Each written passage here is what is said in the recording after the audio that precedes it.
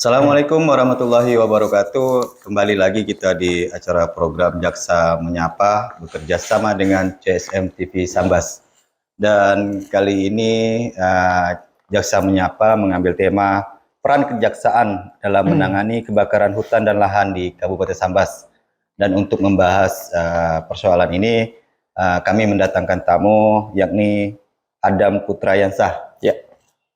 Selamat datang Bang, apa kabar? Selamat datang, alhamdulillah baik. Baik ya. Beliau ini merupakan kasih pengelolaan barang bukti dan barang rampasan Kejaksaan Negeri Sambas. Mungkin awal-awal pembicaraan kita nih Bang terkait dengan kebakaran hutan dan lahan yang ada di Kabupaten Sambas. Menurut Abang sendiri, apa saja yang menjadi penyebab terjadinya kebakaran hutan dan lahan khususnya di Sambas ini seperti yang Abang ketahui Bang? Silakan Bang. Oke, terima kasih Bang Nova. Ya. Jadi secara umum, pada umumnya ya, kebakaran hutan itu ada dua faktor Bang. Pertama dari alam, yang kedua dari manusia itu sendiri, personnya sendiri. Jadi kalau misalnya faktor dari alam biasanya itu adalah yang kita lagi sedang alami sekarang ini musim kemarau yang berkepanjangan. Nah, musim kemarau yang berkepanjangan, terusnya bisa juga dari sambaran petir yang mengenai hutan, terusnya bisa juga dari letusan Gunung Merapi. Nah, itu beberapa faktor yang ditimbulkan dari alam. Nah, lalu ada faktor dari manusia. Dari manusia ini dibagi dua juga, Bang. Kenapa saya sampaikan bagi dua? Karena pertama adalah faktor kelalaian, keteledoran yang ditimbulkan oleh person itu sendiri, dan kedua adalah faktor kesengajaan. Nah, itu dia. Jadi ada kelalaian tidak sengaja dan juga ada kesengajaan seperti itu, Bang. Nah, jadi dari faktor-faktor dari person sendiri, manusia itu sendiri bisa berarti dia kalau kelalaian itu tidak sengaja, misalnya merokok di sekitar area hutan ataupun di area hutan itu sendiri lalu membuang puntungnya. Nah, kebetulan mengenai ranting-ranting yang kering lalu menimbulkan kebakaran. Ataupun dari faktor kesengajaan itu sendiri ya memang niatnya dia itu dari oknum itu sendiri untuk melakukan pembakaran lahan itu sendiri. Nah, seperti itu, Bang. Kemudian Bang, kalau misalkan udah kebakar terjadinya karhutla gitu kan, terus adanya kekeringan, apakah kekeringan dapat menyebabkan kebakaran hutan juga, Bang? Ya, jelas. Seperti yang saya sampaikan sebelumnya. Memang musim kemarau panjang ini merupakan salah satu penyebab faktor alam yang bisa mengakibatkan kebakaran hutan. Jadi kita pahami juga bahwa tanah di Kalimantan Barat ini kan gambut ya, Bang ya. Gambut. Jadi tanah gambut ini sangat-sangat mudah sekali terbakar. Dengan kondisi kemarau berkepanjangan berarti kan banyak sekali daun-daun kering di atas tanah tuh, di tanah kering, tidak ada penurunan jumlah intensitas air di dalam tanah, jadi menimbulkan panas yang terik itu sendiri bisa memicu kebakaran. Di sinar matahari yang menyengat itu lama-lama kan bisa kita nggak tahu alam bagaimana, akhirnya menimbulkan kebakaran, percikan api, lalu bukan kebakaran. Itu salah satunya. Kemarau itu memang menjadi salah satu peranan penting dari faktor alam itu sendiri. Dan kemarau Bang, ini kan karhutla banyak juga terjadi. Menurut pandangan Abang, khususnya di Kejaksaan Negeri Sambas sendiri, ya dari sekian tadi penyebab yang Abang sebutkan, kalau di Kabupaten Sambas, apa saja yang menyebabkannya Bang? Apakah banyak karena faktor manusia atau faktor alam seperti yang Abang ketahui? Kebanyakan kalau yang kami terima informasi itu kebanyakan memang faktor-faktor yang ada di Sambas ini dari alam, Bang. Karena ya salah satunya adalah kemarau itu sendiri, kemarau berkepanjangan sendiri. Tapi tidak terlepas dari itu, mungkin ada juga faktor-faktor dari manusia sendiri. Mungkin nanti kita mungkin bisa bahas lagi. Kejaksaan Negeri Sambas pada saat ini sedang menangani perkara karhutla, satu perkara yang masih kami teliti berkasnya. Nah, jadi karena yang kami baca kasus posisinya adalah kebakaran itu sendiri berasal dari keteledoran, kelalaian dari si personnya sendiri, manusianya itu sendiri, seperti itu. Nah, kalau kebakaran lahan ini kan seperti kita ketahui bahwa banyak menyebabkan kerugian masyarakat luas lah, terutama polusi asap, kan. Dari yang Abang ketahui, asap ini seberapa berbahaya bagi kesehatan masyarakat khususnya dari akibat dari karhutla ini, Bang? Kalau untuk asap ini pasti semuanya sangat-sangat kalau bisa jangan sampai lah. Nah, kita sudah pernah mengalami tahun berapa kalau tidak salah 2016 ya, ada yang kebakaran besar itu Bang, sampai asap di mana-mana itu. Jadi memang kalau untuk saat ini Sambas ini di indeks standar pencemaran udaranya itu memang masih dalam kondisi normal, belum berbahaya sekali. Tetapi kalau misalnya kebakaran hutan masih hotspot itu masih muncul terjadi, itu sangat-sangat berbahaya sekali, karena yang perlu kita pahami adalah udara yang terkandung dalam kebakaran hutan itu mengandung karbon monoksida dan sulfur oksida itu sendiri. Itu sangat-sangat berbahaya sekali, apalagi itu untuk anak-anak, ibu wanita hamil. Nah, itu sangat berbahaya sekali. Jangan sampai makanya jangan sampai kita menunggu ini menjadi suatu yang parah baru kita bertindak. Makanya kita mencoba untuk kalau bisa jangan sampai terjadi kebakaran hutan yang lebih besar lagi. Baik pemirsa, kita jeda sejenak untuk iklan yang mau lewat berikut ini.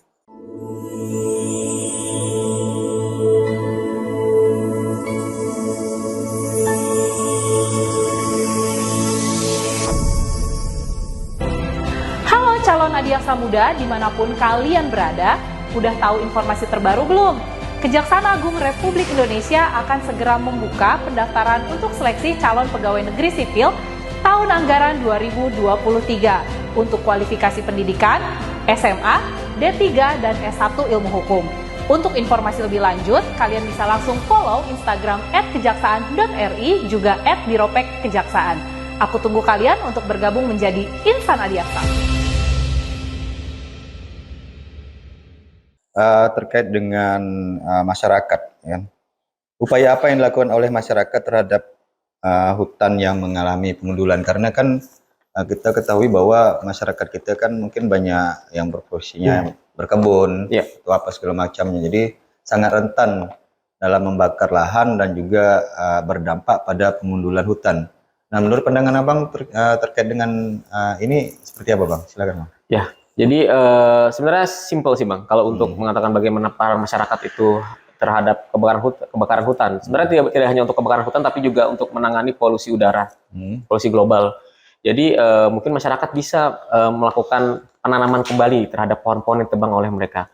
Memang tidak akan dalam waktu yang sangat cepat, tetapi itu bisa menjadi modal masyarakat untuk menanam, lalu nanti hasilnya itu bisa dirasakan nanti di kemudian hari. Karena salah satu filtrasi udara yang kita pahami adalah yang secara alami adalah pohon itu sendiri, Bang. Kalau misalnya memang dilakukan ada penebangan hutan, masyarakat melihat bahwa itu lahan itu ternyata kosong atau ternyata bekas kebakaran hutan, sebaiknya masyarakat menanam kembali pohon-pohon yang sudah tidak ada di hutan atau areal sekitar lingkungan mereka untuk kembali agar alam kembali berproses Bang untuk menghasilkan oksigen yang baik untuk untuk kehidupan manusia ke depannya nanti. Itu terkait dengan polusi udara kan memang kalau untuk saat ini kan mungkin untuk Kabupaten Sambas sendiri masih dalam kondisi normal ya, karena memang tidak terlalu banyak. Tapi kalau kita lihat pemberitaan itu di Pontianak sudah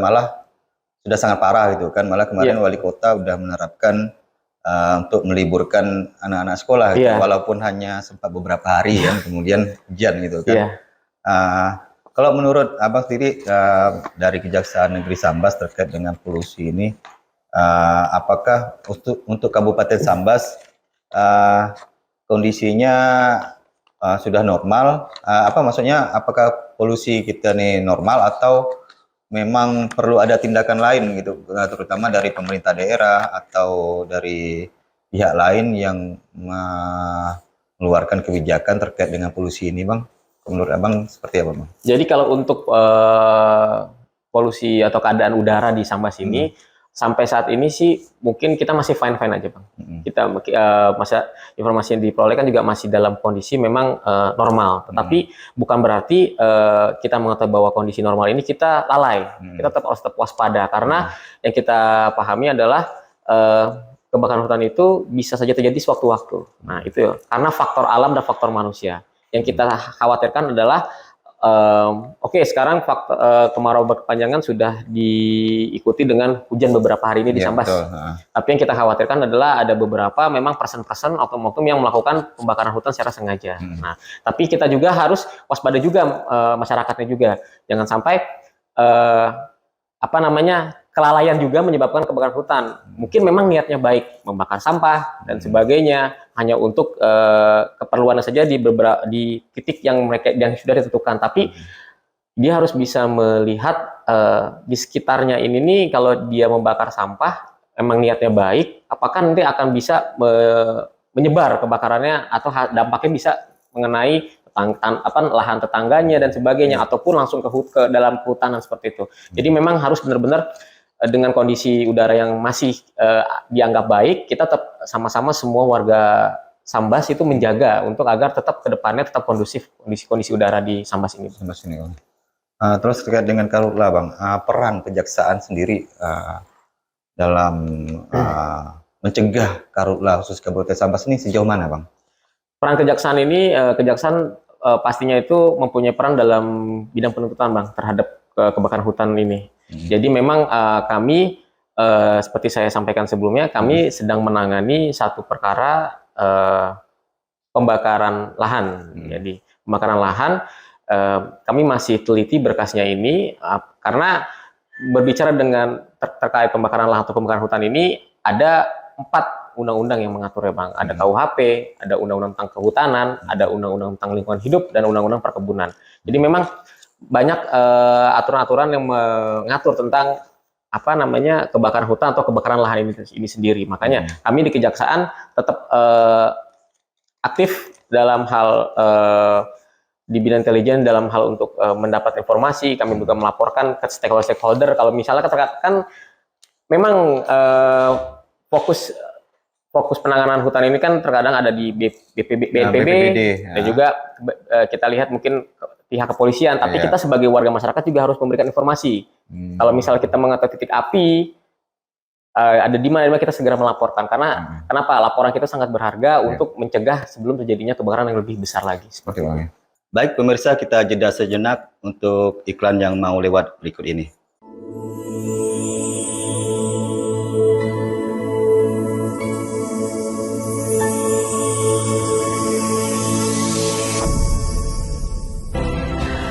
Calon Adiaksa Muda dimanapun kalian berada, udah tahu informasi terbaru belum?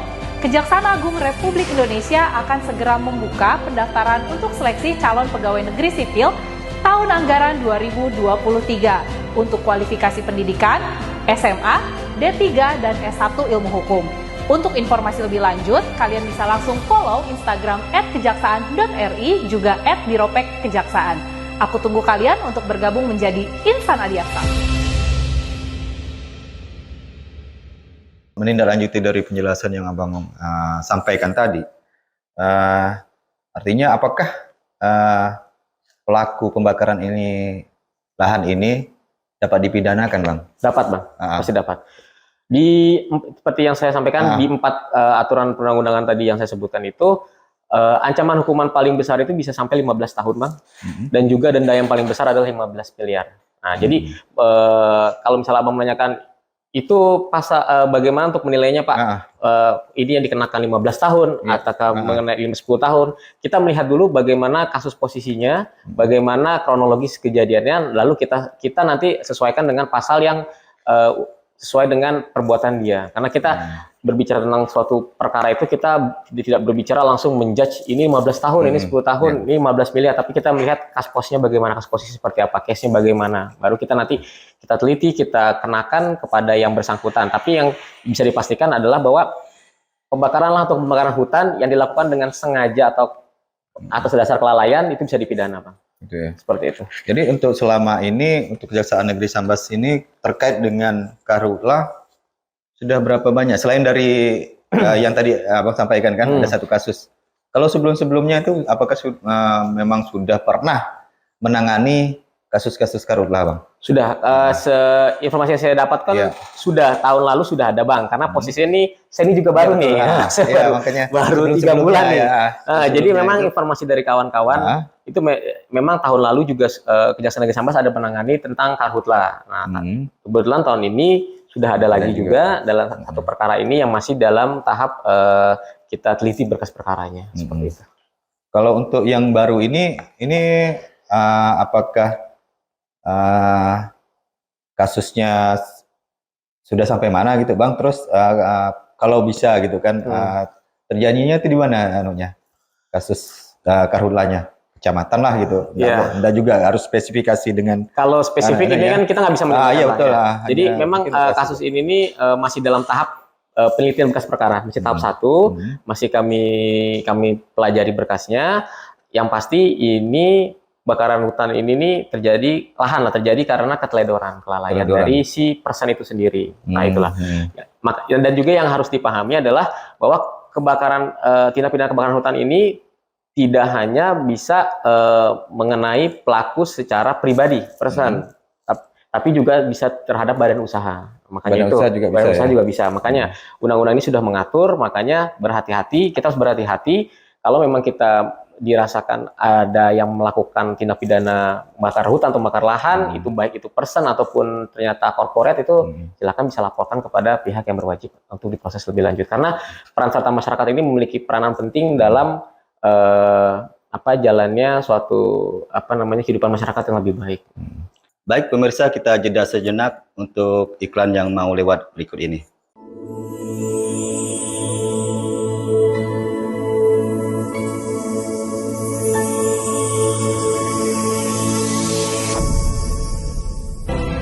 Halo calon adiaksa muda dimanapun kalian berada, udah tahu informasi terbaru belum?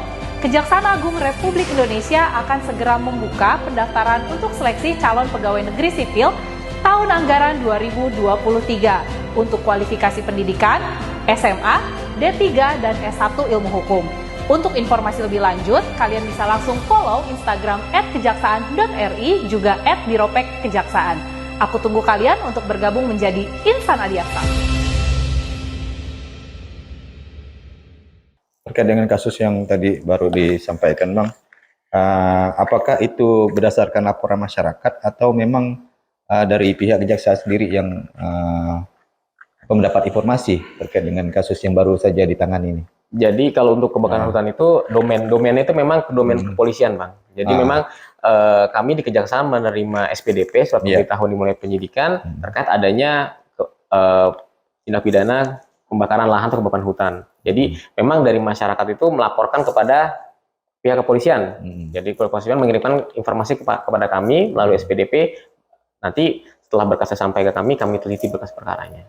Kalau memang ternyata berkasnya itu masih masih terdapat kekurangan, kami balikan sampai berkas itu lengkap, baru kami limpahkan pengadilan untuk disidangkan. Jadi ada kerjasama antara aparat kepolisian. Ya, itu perlu memang ada kerjasama antara seluruh aparat penegak hukum dalam hal apapun terkait tindak pidana.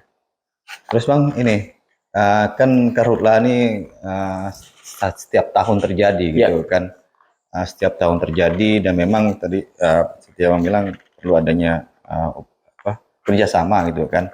Nah, kalau menurut Abang sendiri dari Kejaksaan Negeri Sambas melihat apakah perlu adanya sosialisasi ataupun seperti pengumuman kepada masyarakat dari kerjasama antara lembaga, Pemda, kejaksaan, kepolisian maupun yang lain untuk pencegahan karhutla ini sebelum kejadian ini terjadi, kedepannya seperti apa? Paling tidak walaupun upaya-upaya itu dilakukan masih ada, tapi bisa diminimalisasi gitu lah maksud saya. Apakah ada menurut pandangan Abang tentang upaya-upaya itu seperti apa Bang? Kalau untuk secara internal APH itu kan sudah dilakukan kayak apel siaga yang dilakukan oleh pihak polisian maupun pihak TNI. Nah itu secara internal, tapi secara eksternal untuk masyarakat memang tetap harus ada namanya sosialisasi Bang. Karena dikhawatirkan masyarakat ini belum tahu atau lupa. Nah jadi memang masyarakat tetap harus diingatkan terus-menerus bahwa kebakaran hutan ini dampaknya ini sangat luas dan sangat berbahaya, tidak hanya bagi diri pribadi, tapi juga bagi keluarganya. Kita kan tidak mau bahwa nanti dampaknya itu, dia berpikir bahwa kebakaran hutan ini saya cuma bakar karena faktor ekonomi, bakar lahan, tapi dampaknya bisa mengenai anaknya, anak jadi sakit-sakit. Karena seperti saya sampaikan sebelumnya, bahwa asap dari kebakaran hutan itu kan mengandung karbon monoksida dan superoksida, itu sangat-sangat berbahaya terhadap paru-paru manusia itu sendiri. Banyak penyakit yang bisa timbulkan dari pernapasan, karena oksigen ini kan menjadi sumber utama kehidupan manusia. Kalau misalnya memang itu tercemar, itu pasti bakal aliran oksigen dalam tubuh juga akan terganggu. Makanya memang perlu adanya sosialisasi terus-menerus, memberitahukan kepada masyarakat bahwa ada bahayanya membakar lahan atau membakar hutan seperti ini, dampaknya seperti ini. Makanya masyarakat bisa berhati-hati dan waspada juga, seperti itu. Berarti dari pihak Pemda melalui BPBD-nya juga harus melakukan sosialisasi. Harus semua aktif ya. Semua aktif untuk melakukan sosialisasi terkait dengan pencegahan kebakaran hutan dan lahan ini, Bang. Ya. Terus dengan pihak Kejaksaan Negeri Sambas sendiri terkait dengan Karhutlah di Kabupaten Sambas ini kan udah terjadi banyak itu, Bang. Tidak hanya personal. Kalau menurut pandangan Abang terkait dengan peran perusahaan seperti apa, Bang?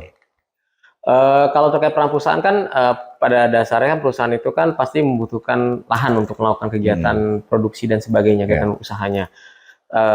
Dikhawatirkan adalah perusahaan ini, oknum dari perusahaan ini menggunakan tenaga dari masyarakat yang dianggap tidak mengetahui tentang aturan. Jadi menggunakan masyarakat kita, makanya disitulah gunanya sosialisasi. Nah, disitu sosialisasi bahwa jangan sampai ada oknum-oknum yang memanfaatkan masyarakat untuk membuka lahan seperti itu. Kan, ya, karena pada saat nanti kebakaran itu terjadi, pasti yang pertama kali dicurigai adalah pasti masyarakatnya. Nah, seperti itu, karena dia sendiri melakukan tindak pidana pembakaran lahan dia sendiri, meskipun menurut keterangan dia adalah saya disuruh oleh si A, si B, si C, tapi tetap balik lagi kepada person itu sendiri yang melakukan pembakaran hutan secara langsung, seperti itu. Oke, Bang. Mungkin terakhir lah, kira-kira pesan-pesan yang mau disampaikan kepada masyarakat terkait dengan pencegahan kebakaran hutan dan lahan kita khususnya di Kabupaten Sambas. Oke, silakan, Bang.